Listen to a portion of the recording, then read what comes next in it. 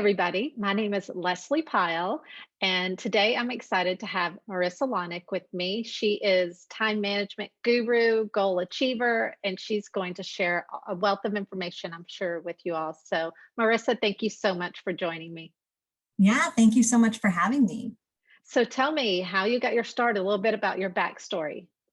Absolutely. So, as you said, I'm Marisa Lonic. I'm a working mom of 4 kids. I am the founder of Mama Work It, where I help busy, overwhelmed moms find the time they need to do the things they want. And, my journey in this area of time management and support for working moms really started back in 2016 when I got a job promotion and moved cross country with my husband and toddler twins at the time.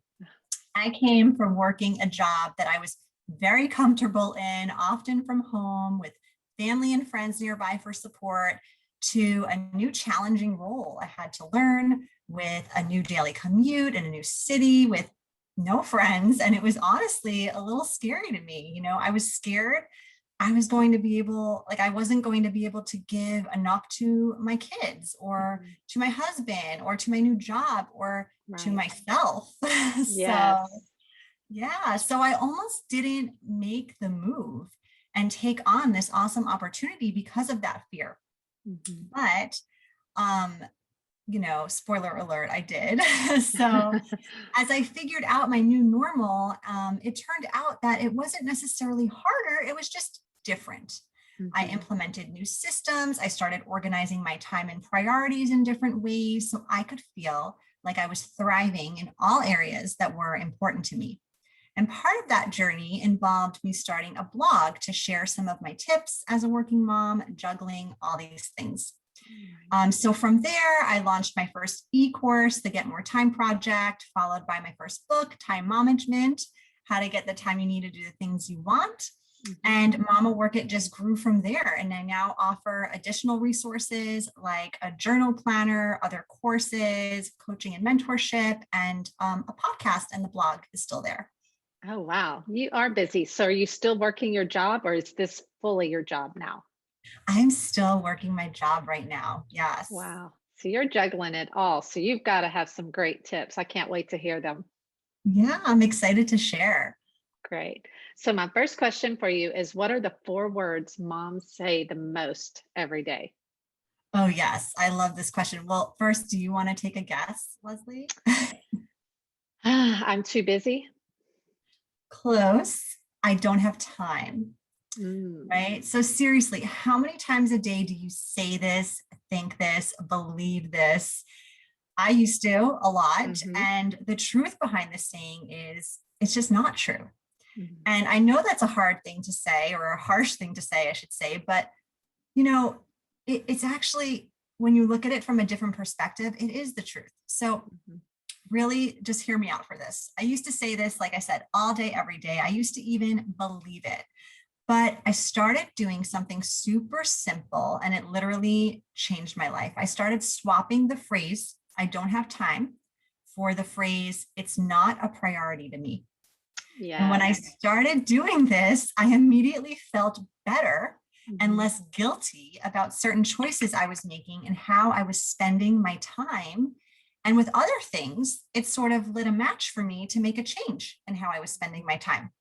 So, for example, I used to say I didn't have time to work out. But Hmm. when I really thought about it from this perspective, it's not that I didn't have time to work out. I mean, it would have been hard, yes, but it's not that I didn't have time. It was that I wasn't making working out a priority for myself. If I had Right. really wanted to work out on a daily basis, I would have, right? I would have Hmm. figured out a way to make it happen. I would have gotten up earlier, I would have stayed up later, or I would have done it during a lunch hour at the office. But Hmm. the thing was, most days during that time, working out didn't make it to the priority list. I had babies. I would have rather slept an extra 30 minutes, or I would have rather rushed home from work to see my family Hmm. or get an errand done, during my lunch hour. Right. So, whatever it was, I was making those decisions and how I was Hmm. spending my time. And saying it's not a priority to me really helped me own that and feel more in control of how I was utilizing my time and spending it. So, I'm proud to say, do I work out now? Yes. Hmm. That's changed with the season I'm in now. And it's also changed because I've made it a priority into how I kind of manage my day. Right. Yeah. And that's so very true because we all have the same amount of time, but you're going to have to choose which are your priorities and which are not. And then Yeah. you do the things that are your priorities. Maybe not every day, but most days. Yeah. And not everything's going to make it on the list every day. And you got to be okay with that. Right. Yeah. Good advice. So, what is your mantra when it comes to multitasking? Yes, I love this question. So here's the thing about multitasking. A lot of experts say don't multitask. Have you heard that before? Hmm. Yeah. And I get that. I really do. I understand that when you're doing more than one thing, you're most likely not really giving your attention to either of those things. So Hmm. you're not really giving them your best self. Right. But also, again, mom of four little kids, I keep it real. So Hmm. I don't have a personal assistant. I don't have a chef. I don't have a live in housekeeper or many of these luxuries that I think a lot of these experts who Hmm. say this maybe have. Yeah.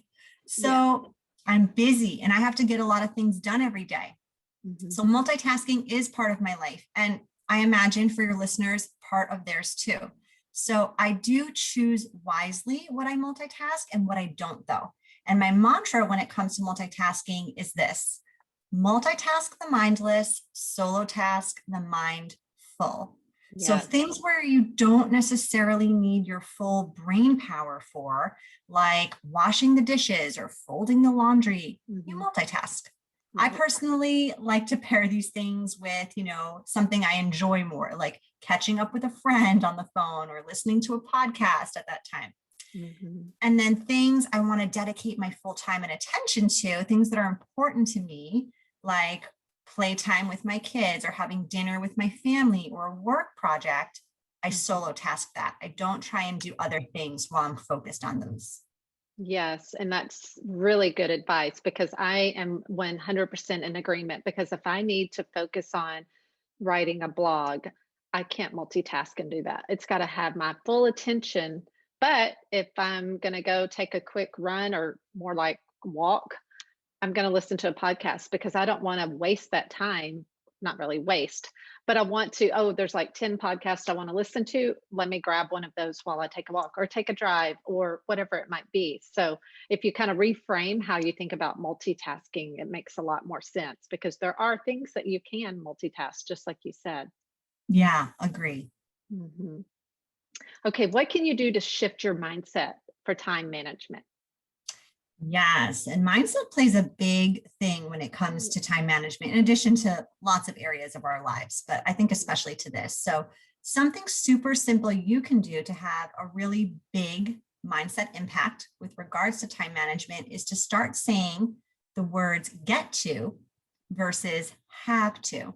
Mm, So, for example, I have to work on that project tonight because I didn't get it done earlier today, mhm. becomes I get to work on that project tonight so I could take a break earlier and have Yes. dinner with my family, right? Or I have to attend that meeting because my role calls for it, Mhm, becomes I get to attend that meeting because my opinion and attendance is valuable there.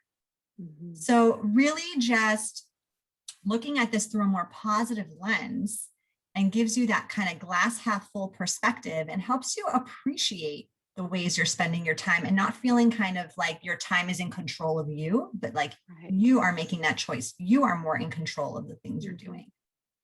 And I can totally see how that would translate into a happy, joyful, better attitude and all of the rest because you're not dreading it, you're looking forward to it.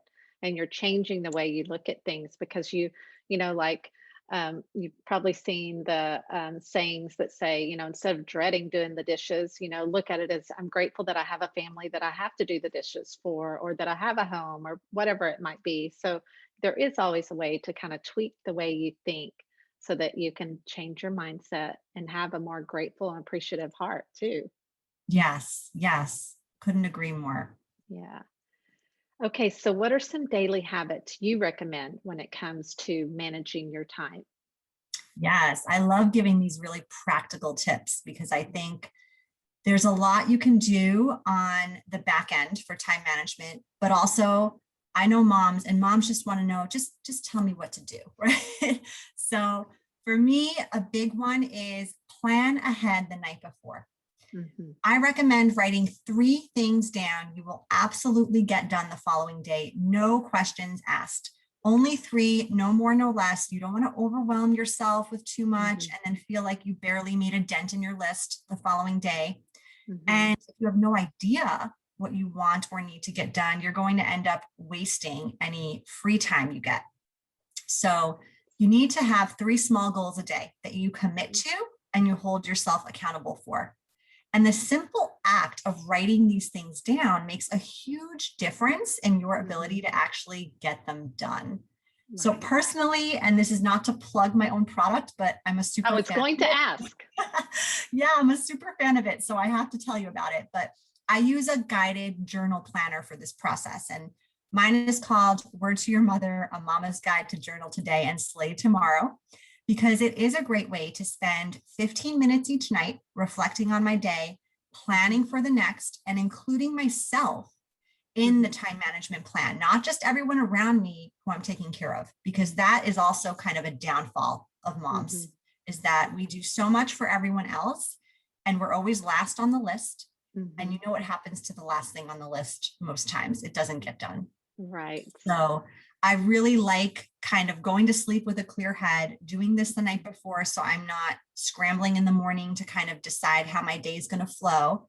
My days starts, from the moment I wake up, my open my eyes. Sometimes I have a kid standing there already. So I want to know kind of the direction I'm planning for that day. So I like to do this the night before.